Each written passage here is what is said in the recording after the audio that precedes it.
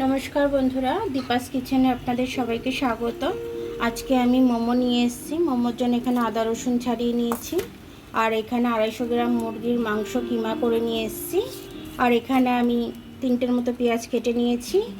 এখানে গাজর আছে, আর এখানে আছে ক্যাপসিকাম।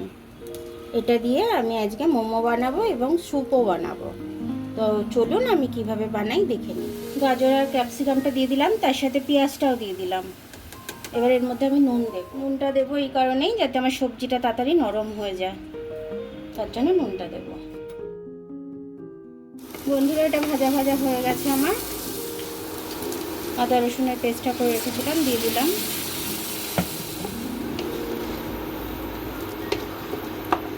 অল্প করে একটু গুঁড়ো লঙ্কা দিয়ে দেবো।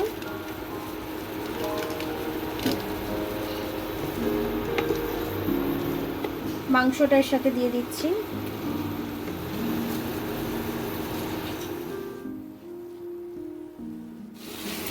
মোমোর এটা তৈরি হয়ে গেছে আমার গ্রেভিটা, মশলাপাত্র সব কষা হয়ে গেছে। এবার এটাকে আমি নামিয়ে নেবো। মোমোর সবজিটা পুরো আমার মাংস দিয়ে তৈরি হয়ে গেছে। এখান থেকে আমি কিছুটা নিয়ে মোমোর স্যুপ তৈরি করব। সর্ষে দিয়ে দিলাম একটু ফোড়নে।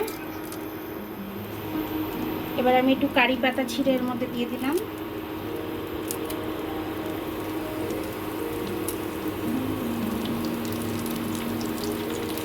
এখানে তেঁতুল জল আমি গুলে রেখেছি, তেঁতুল ভিজিয়ে রেখেছি। এই তেঁতুল জলটা আমি দিয়ে দেবো, তাহলে মোমোর স্যুপটা আমার তৈরি হয়ে যাবে। টক টক জলটা দিয়ে দিচ্ছি।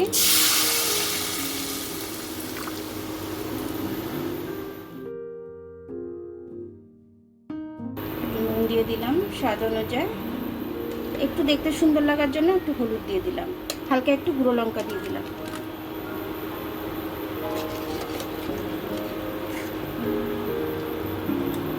এবার এখান থেকে আমি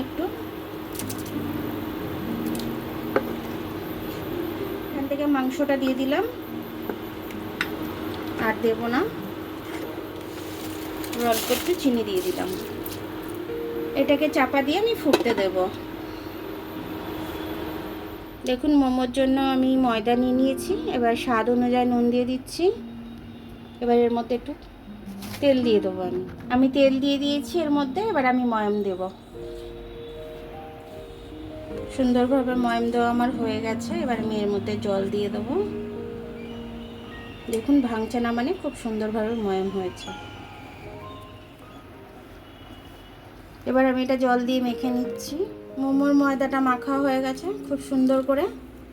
এবার এটা আমি একটুখানি রেস্টে রাখবো, তারপরে আমি লেচিটা কেটে নেব। হয়ে গেছে রেস্টে রাখা। আমি এবার তুলে নিলাম 15 মিনিট পর। এবার আমি এটা একটু ডলে নেব। ডলে নিয়ে লেচি কেটে নেব। এবার আমি এটাকে বেলে নেব।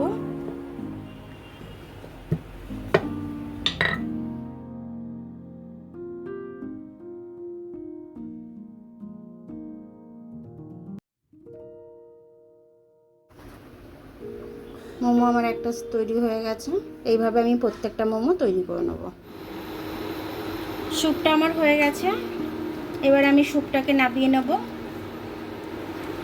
এরকম টক টক মিষ্টি মিষ্টি এই স্যুপ মোমোর সাথে খেতে ভীষণ ভালো লাগবে। দেখুন বন্ধুরা, আমার মোমোগুলো সব কটা মোড়া হয়ে গেছে। এবার আমি এগুলো সেদ্ধ দিয়ে দেবো।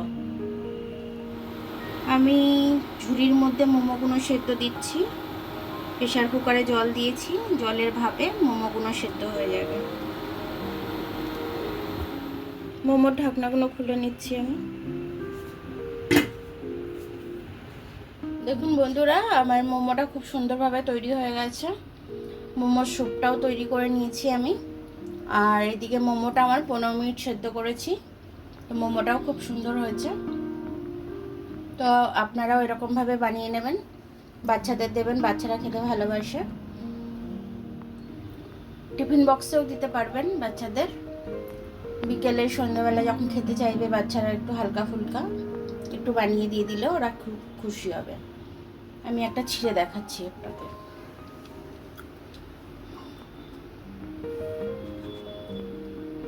দেখুন, পুর ভর্তি একদম এরকম। সসে লাগিয়ে স্যুপ দিয়ে আপনারা খাবেন।